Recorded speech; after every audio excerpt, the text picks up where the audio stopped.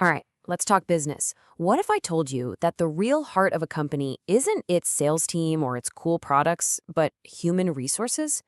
Yeah, I know, it sounds a little out there. But today, we're going to dive deep into the HRM and payroll cycle. And you're going to see how this thing that most people think is just boring paperwork is actually the strategic engine that manages a company's most valuable and, let's be honest, most expensive asset, its people. So, to really get why this stuff matters, we first have to talk about the real world cost of getting it wrong. And trust me, the numbers might just shock you. Because the financial stakes in managing your workforce are, well, they're incredibly high. Let's just start with a number that should make any business leader sit up and pay attention: 1.5. Experts figure that replacing an employee costs about 1.5 times their annual salary. Just let that sink in for a second.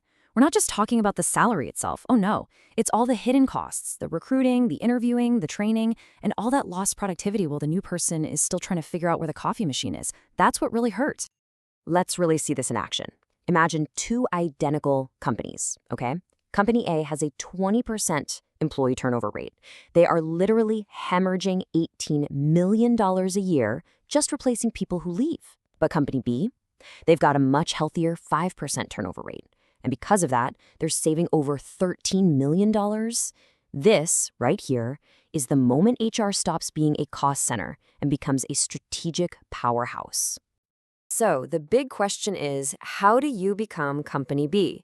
Well, it all starts by mastering the fundamental process at the very heart of HRM, this 5-step cycle that makes sure everyone gets paid correctly, on time, every single time.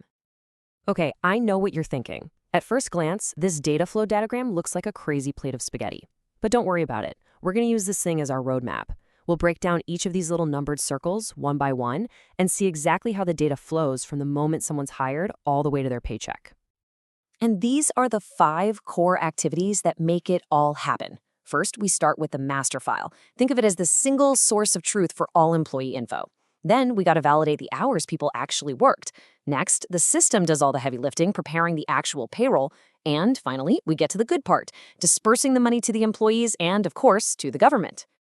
But here's the catch. At every single one of these steps, there are risks just kind of lurking in the shadows, threats that can cost a company a whole lot of money. You can think of them as ghosts in the machine that we need to actively guard against with some really smart, really strong internal controls. So, where do these ghosts like to hide? Well, let's start with step 1, which is the foundation of the entire system, the payroll master data. This is the central file that holds every key piece of information about your employees. If this file isn't absolutely perfect, everything that comes after it is going to be wrong. So this is the official record for every single employee, right? The source of all truth. What could possibly go wrong? Well, what if someone who isn't supposed to be in there gets in and starts changing things? The biggest threat here is pretty simple. Someone quietly giving themselves, or maybe a buddy, a nice hefty raise. To stop this, you need a critical control called segregation of duties. It's a really simple rule. The people who can change the pay rates in the master file should never be the same people who approve the final payroll. You pair that with strong digital access controls, like passwords and user IDs, to make sure only authorized HR folks can ever touch that file. All right, so once we're confident our employee data is locked down and totally accurate, it's time to figure out how much everyone actually worked. This brings us to step 2, validating all that time and attendance data. You know the old saying, garbage in, garbage out? That's the big risk here. Inaccurate time data, whether it's an honest mistake or, something a little more deliberate, it leads to overpaying employees and it just throws your labor cost reports completely out of whack. The best defense is a good offense. Use technology like electronic time clocks to automate the data entry. And then have the system run its own checks to flag anything that looks bizarre. Like, say, an employee who supposedly clocked 20 hours in a single day? Yeah, that's a red flag. Now for the fun part, the number crunching. In step 3, the system prepares the payroll. It takes those validated hours, multiplies them by the pay rates from that master file we talked about to get gross pay, and then it calculates all those complex deductions for taxes, benefits, and retirement. What's left over? That's the net pay, the number everyone immediately flips their check over to see first. Accuracy here is everything. A single processing error can lead to some very unhappy employees and, even worse, some pretty stiff penalties from the government. Two really powerful controls are batch totals, which is kind of like counting your socks before and after you do the laundry to make sure none went missing, and cross-footing. That's just a fancy way of saying you double-check that the final math actually adds up. Gross pay minus all the deductions really does equal net pay. Okay, so all the calculations are done, they're all verified. Now it's time for the moment everyone's been waiting for: disbursement. This is where the money actually moves. The company pays its employees, and it sends all the required tax payments and other deductions off to the government and insurance companies. Of course, whenever you've got large amounts of money moving around, the biggest threat is always going to be theft. So the controls here have to be absolutely rock solid. We're talking about physically locking up blank checks, using a completely separate bank account just for payroll, and this part is so crucial, having someone completely independent of the whole payroll process reconcile that bank account every single month. No exceptions. So, we've built a secure, accurate payroll system. Great. But in today's world, that's just table stakes. A modern HRM system is a literal goldmine of data that can be used to build a smarter, more data-driven strategy for your people. Just look at the strategic power this data gives you. A workforce inventory helps you with all that compliance reporting.